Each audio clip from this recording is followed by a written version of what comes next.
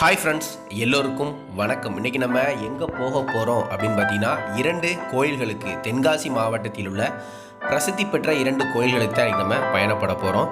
ஒன்று என்னது அப்படின்னு பார்த்தீங்கன்னா, இலத்தூரில் இருக்கக்கூடிய சனிதோஷ பிரகார ஸ்தலம் என்று குறிப்பிடப்படுகிற ஒரு கோயிலுக்கும், அடுத்ததாக நம்ம இளஞ்சி திருக்குமாரர் கோயிலுக்கும் தான் நம்ம இன்றைக்கி போக போகிறோம். அங்கே போயிட்டு என்ன எப்படி இருக்குன்னு நம்ம பார்க்கலாம்.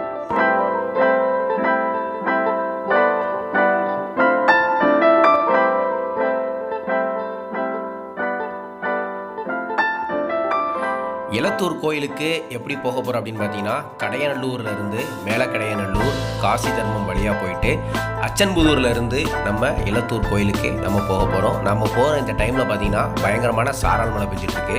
போகிற வழி எல்லாமே ரொம்ப சூப்பராக இருக்கும். நீங்கள் பார்த்தீங்கன்னாவே தெரியும். ரொம்ப கிளைமேட் வந்து ரொம்ப அழகான ஒரு கிளைமேட்டு. ஃபுல்லாமே விவசாய நிலம் தான்.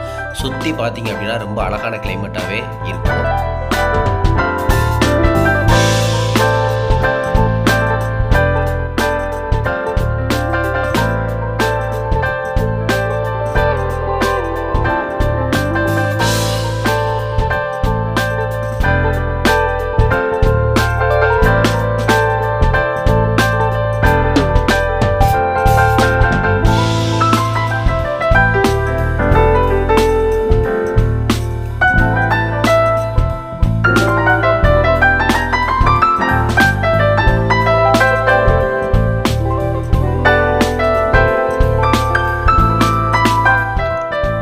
இது வந்து பார்த்திங்கன்னா அச்சன்புதூர்லேருந்து எலத்தூர் ஸ்டார்டிங்கில் வந்து நம்ம வந்தாச்சு. ஸோ பக்கத்தில் ஒரு குளம் இருக்குது, பெரிய குளம் வந்து.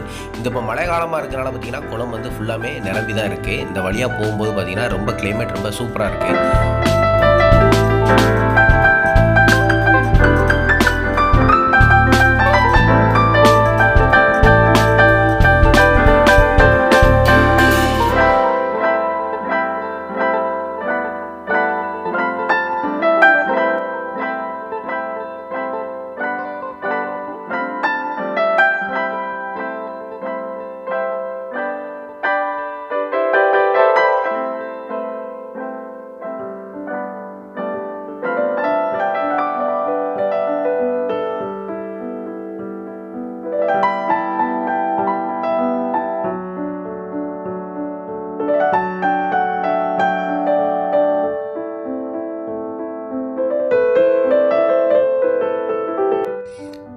நம்ம கோயில் கிட்ட வந்தாச்சு. ஒரு வழியாக கோயிலுக்கு வந்தாச்சு.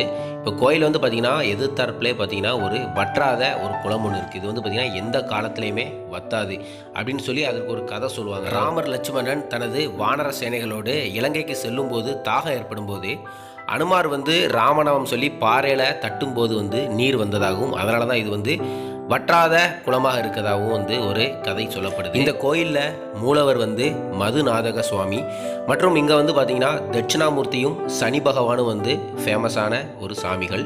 இங்கே வந்து சனிதோஷ பிரகார ஸ்தலமாக இது வந்து பார்க்கப்படுது. அதாவது வந்து பார்த்திங்கன்னா தென்னகத்தின் திருநள்ளாறு அப்படின்னு இந்த கோயிலை வந்து எல்லோரும் சொல்கிறத நம்ம பார்க்கலாம். அடுத்து வந்து நம்ம போகிறது எங்கே அப்படின்னு பார்த்தீங்கன்னா, இளஞ்சி திருக்குமாரர் கோவில். இலத்தூர்லேருந்தே ஒரே ரோடு தான். கிட்டத்தட்ட ஒரு 15 நிமிடத்தில் வந்து நம்ம இளஞ்சி திருக்குமாரர் கோயிலுக்கு போயிடலாம். சுற்றி வயல்வெளிகளுக்கு நடுவில் வந்து ரொம்ப சூப்பரான கோயிலாக தான் இந்த குமாரர் கோயில் இருக்குது. கண்டிப்பாக நீங்கள் தென்காசி மாவட்டத்தில் சுற்றி பார்க்க குற்றாலம் வந்தீங்க அப்படின்னா மிஸ் பண்ணாமல் இந்த கோயிலுக்கு ஒரு டைமு போயிட்டு வாங்க. இந்த கோயிலில் வந்து பார்த்திங்கன்னா தென் தமிழகத்தில் உள்ள அநேகமான திருமணங்கள் வந்து இந்த கோயிலில் நடைபெறும். இந்த கோயிலில் உள்ள சிறப்பு என்ன அப்படின்னு பார்த்தீங்கன்னா, பக்தர்களிடம் இருந்து பெறப்பட்ட பாலில் தான் வந்து பார்த்திங்கன்னா நம்ம முருகருக்கு வந்து அபிஷேகம் நடைபெறுது. வேற எங்கே இருந்துமே வந்து பால் வந்து வாங்கி அபிஷேகம் பண்ண மாட்டாங்க. பக்தர்கள் காணிக்கையாக வந்து ரெகுலராகவே இந்த கோயிலுக்கு பால் கொடுப்பாங்க. அதன் மூலமாக தான் அபிஷேகம் நடைபெறுது. இந்த குமாரர் கோயிலில் வந்து பார்த்திங்கன்னா நிறைய பசுக்களும் வந்து வளர்க்கப்படுது. இதான் வந்து குமாரர் கோயிலோட கோபுரம். அப்புறம் வந்து ரொம்ப இயற்கையான இந்த கோயில் வந்து பார்த்திங்கன்னா சுற்றி வயல்வெளிகளுக்கு நடுவில்வே அமைஞ்சிருக்கு. இது வந்து ரொம்ப அழகான கோயில். நீங்களும் ஒரு டைமு கண்டிப்பாக இந்த ஏரியாவுக்கு வந்தீங்கன்னா மறக்காமல் இந்த கோயிலை வந்து சாமி தரிசனம் பண்ணிட்டு போனால் ரொம்ப நல்லது.